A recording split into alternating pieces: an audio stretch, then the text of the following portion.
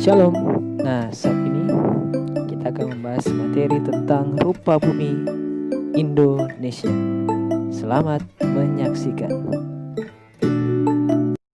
Baiklah squad, perhatikan gambar ini.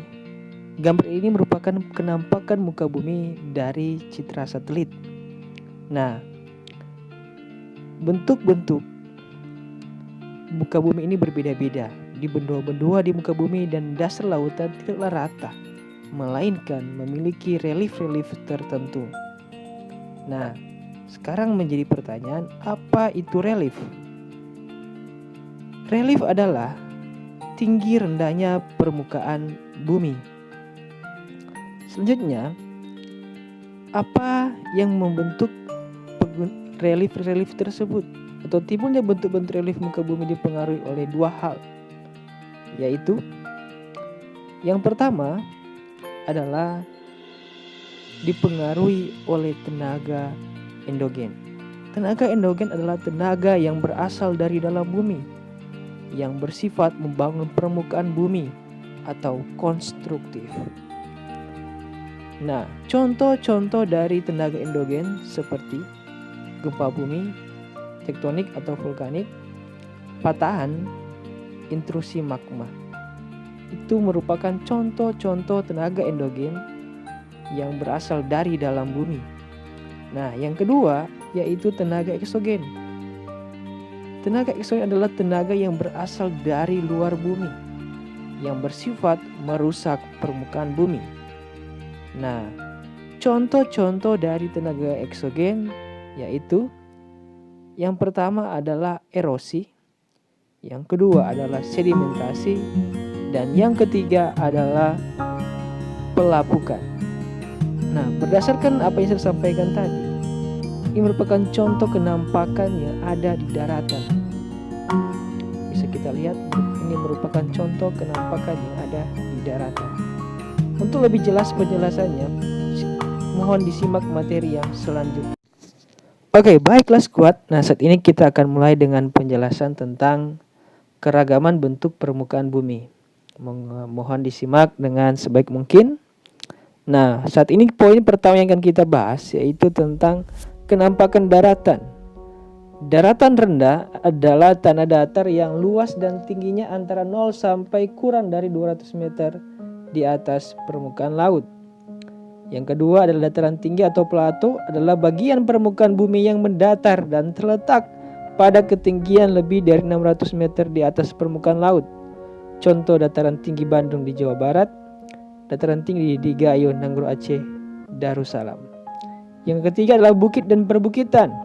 Bukit adalah tumpukan tanah yang lebih tinggi daripada tempat sekelilingnya dan lebih rendah daripada gunung yang ketinggiannya tidak lebih dari 600 meter di atas permukaan laut. Kumpulan dari sejumlah bukit pada suatu wilayah tertentu disebut perbukitan. Yang keempat, gunung adalah permukaan bumi yang menjulang ke atas lebih tinggi daripada daerah sekitarnya dan dibatasi oleh lereng di sekelilingnya. Yang kelima, pegunungan adalah permukaan bumi yang menjulang ke atas lebih tinggi daripada daerah sekitarnya dan dibatasi oleh lereng di sekelilingnya. Nah, ini merupakan contoh kenampakan yang ada di daratan. Nomor 1 gunung, nomor 2 lembah, 3 dataran tinggi, 4 sungai, 5 perbukitan, 6 danau, dan 7 dataran rendah. Nah, ini merupakan kenampakan daratan. Selanjutnya, kita akan melihat tentang kenampakan dasar laut. Di sini ada gunung laut, yaitu gunung yang kaki-kakinya terletak di dasar laut dan puncaknya menjulang di atas permukaan laut. Ada juga dangkalan atau paparan atau shelf, yaitu dasar laut yang memiliki kedalaman kurang dari 200 meter, yang dianggap sebagai bagian daratan yang masuk ke dalam laut. Contohnya dangkalan Sunda di sekitar Selat Sunda. Berikutnya yang poin ketiga, lereng benua atau continental slope, yaitu dasar laut yang merupakan kelanjutan dari dangkalan yang memiliki kedalaman kurang dari 1.500 meter. Yang keempat, panggung laut. Yang kelima, lubuk laut atau basin, yaitu dasar laut yang dalam dan berbentuk bulat cekung yang terjadi akibat merosotnya bagian dasar laut.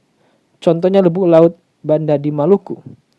Yang keenam, palung laut atau drop, yaitu dasar laut yang dalam, sempit, curam, dan memanjang yang terjadi akibat penenggelaman terus-menerus.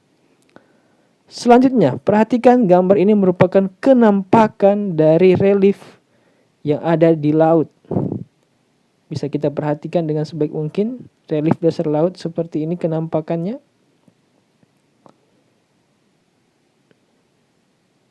Nah, kita bisa melihat kan kondisi yang ada ini mirip seperti yang ada di daratan. Tetapi ini berbeda yang ini ada di lautan. Dan memiliki karakteristik yang berbeda dengan yang ada di daratan juga. Nah, berdasarkan apa yang saya sampaikan tadi, ternyata kondisi-kondisi tersebut menciptakan potensi. Nah, di sini kita lihat bisa penjelasan dari gambar yang ada. Dataran tinggi berada pada ketinggian di atas 200 meter dari permukaan laut dan merupakan penghasil teh, kopi, sayuran, dan buah-buahan. Dataran rendah berada pada ketinggian 0-200 meter di atas permukaan laut dan biasanya berkembang menjadi perkotaan dan pusat industri. Nah, selanjutnya, sekarang saatnya kalian mengerjakan tugas, yaitu latihan 1-4 yang ada di buku Yudhistira kalian halaman 19. Terima kasih atas perhatiannya. Kiranya apa yang saya sampaikan tadi disimak dengan sebaik mungkin, dan jika ada kesempatan boleh memutar kembali video pembelajaran ini. Terima kasih.